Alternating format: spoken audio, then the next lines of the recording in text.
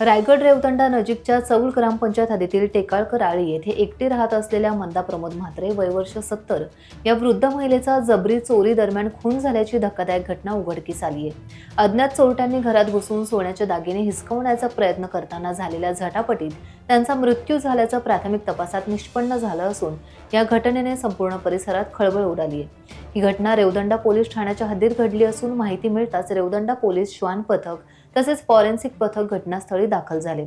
पुढील तपास पोलीस उपनिरीक्षक भैरू किसन जाधव यांच्या मार्गदर्शनाखाली सुरू असून उपविभागीय पोलीस अधिकारी माया मोरे यांनीही घटनास्थळी भेट देऊन पाहणी केली.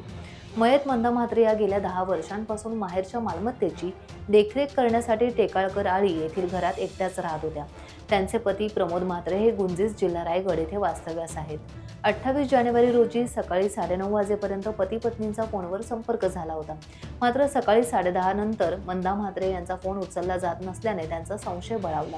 दिवसभर संपर्क न झाल्याने रात्री सुमारे 8 वाजता फिर्यादी प्रमोद म्हात्रे घरी आले असता घराच्या पाठीमागील दरवाजा उघडा असल्याचं दिसून आलं. घरात प्रवेश केल्यानंतर मंदा म्हात्रे या किचनमध्ये बेशुद्ध अवस्थेत पडलेल्या आढळून आल्या. तपासणी केली असता त्यांचा मृत्यू झाल्याचं स्पष्ट झालं. पोलिसांच्या प्राथमिक पाहणीत त्यांच्या डाव्या कानाखाली जखम आढळून आली असून मानेच्या उजव्या बाजूला 2 खुणा दिसून आल्या. कानातील सोन्याच्या रिंगा आणि गळ्यातील सोन्याची माळ जबरदस्तीने काढण्यात आल्याचं स्पष्ट झालं आहे. दागिने लुटताना झालेल्या झटापटीतच त्यांचा मृत्यू झाल्याचा संशय पोलिसांनी व्यक्त केलाय. टाइम्स डिजिटलला लाईक करा, सबस्क्राईब करा, शेअर करा आणि बेल आयकॉन दाबायला विसरू नका. पाहत रहा टाइम्स डिजिटल.